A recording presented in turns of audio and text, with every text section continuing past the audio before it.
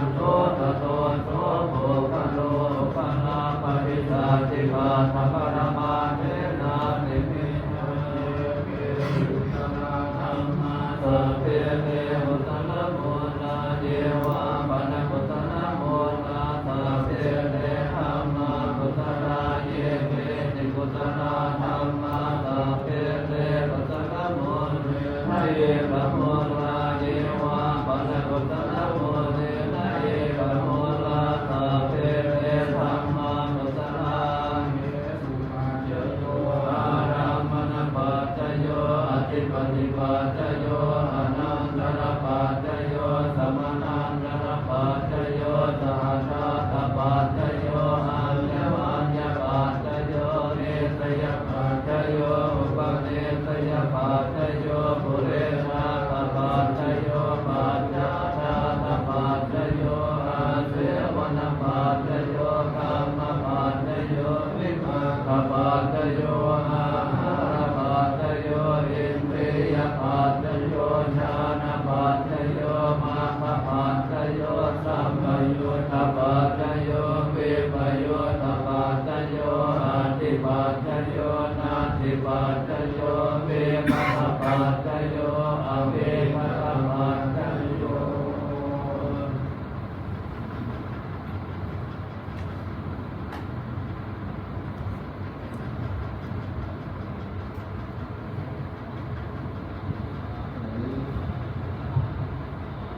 ขณะนี้พระพุทธเจ้าได้สวดพระพิธรรมเป็นที่เรียบร้อยแล้วนะครับ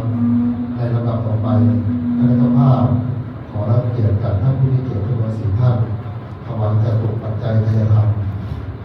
เมื่อกระผมอ่านรายนามท่านแล้วขอเรียนเชิญท่านออกมายืนที่หน้าสงฆ์รอให้ครบทั้งสี่ท่านกระผมขออนุญาตเป็นผู้สัญญาณในการถวายพร้อมกันนะครับลำดับแรกขอเรียนเชิญนายเปลี่ยนดวงฤทธิ์ลำดับที่สองนายภูมิสถิตดวงฤทธิ์อดีตผู้ในวยการโรงเรียนสวนศรีวิทยาจังหวัดชุมพรลำดับที่สามนายมนตรีดวงฤทธิ์กรรมการบริหารบริษัทรัสอินเทอร์เนียนแมนสวิตจำกัดลำดับที่สี่ขอเรียนเชิญมนตรีหญิงกำมลาพรดวงพฤกษ์ผู้ชำนาญการสำนักงานปลัดกระทรวงกลาโหมขอเชิญครับ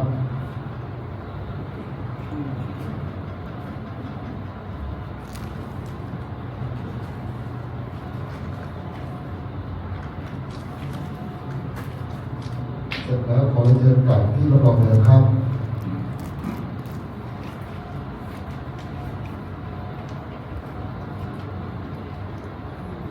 ลำดับต่อไปเป็นพิธีทอดผ้าบางสุกุลในระดับนี้เจ้าภาพขอรับเกียรติจากดร.วิจักรพงษ์เพตราขอเรียนเชิญครับ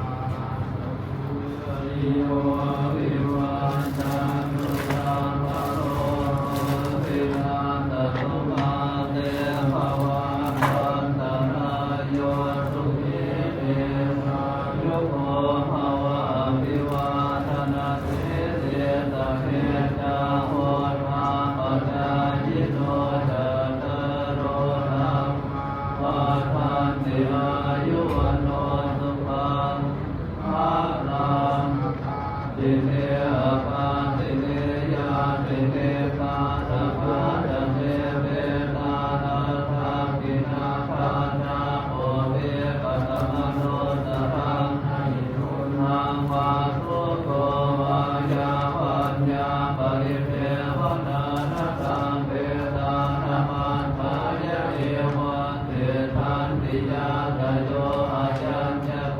ชาอินาทินาตาปังนิสุปเทติตาเทคาราตังนิตายะสัทธานาโตอุปกาปฏิโสอิทังโมจายามิภาติโตเปตานะปูชาจักตาอุราภลันจะเปโคนะมโนปะเทนาตุเมปุญญาปัสสุตังอนาปะการเรสัพพมังคลังราคันตุสัพพเทวตาสัพพพุทธานุภาเวนะสัทธาโสติภวันตุเตภวตุสัพพมังคลังราคันตุสัพพเทวตาสัพพธรรมานุภาเวนะสัทธาโสติภวันตุเตภวตุสัพพมังคลังราคันตุสัพพเทวตาสัพพธรรมานุภาเวนะสัทธาโสติภวันตุเต ลำดับต่อไปขอเรียนเชิญท่านผู้มีเกียรติกราบลาพระรัตนตรัยพร้อมกันนะครับอะระหังสัมมาสัมพุทโธภควา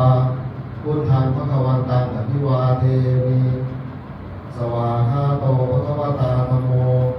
ธัมมังนัมมัสสามิสุปฏิปันโนภควโตสาวกสังโฆสังฆังนะมามิ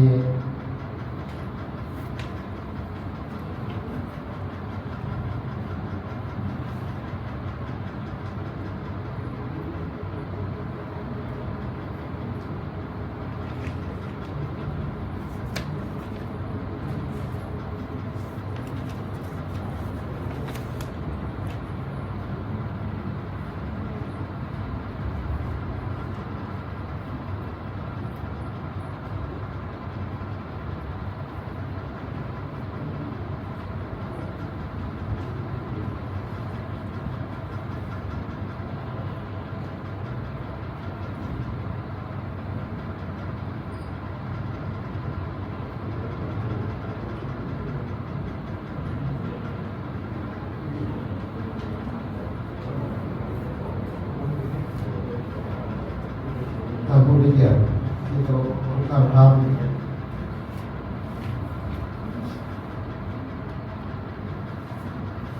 พิธีบำเพ็ญกุศลสวดพระพิธรรมศพพันตำรวจเอกพิเศษผ่านดวงฤทธิ์เรียบร้อยราบรื่นงดงามอย่างสมเกียรติของผู้วัยชนในนามครอบครัวดวงฤทธิ์ขอกราบขอบพระคุณในเมตตาธรรมของพระคุณท่านวัดสมเด็จนารีพระอารามหลวงและขอกราบขอบพระคุณท่านประธานในพิธีดร.วิจักรพงษ์เทราตลอดจนคณะเจ้าภาพส่วนทุกคณะ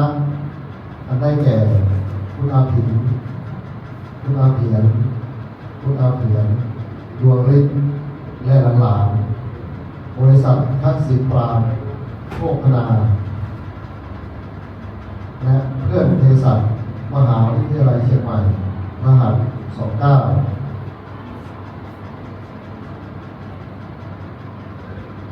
ในวันพรุ่งนี้นะครับ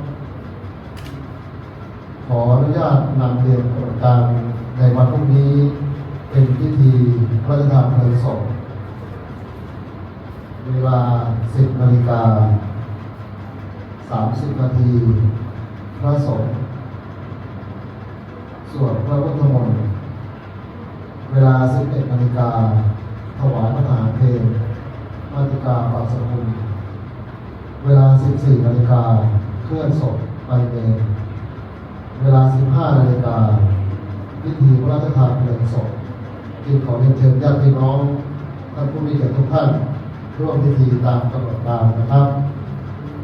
ในการนี้หากมีสิ่งหนึ่งสิ่งใดขาดตกบกพร่องการต้อนรับไม่ทั่วถึงหรือท่านที่มาในวันนี้ไม่ได้รับความสะดวกในบางสิ่งบางประการครอบครัวของผู้วายชนต้องขอกราบประทานอภัยไว้ณโอกาสนี้ด้วยนะครับ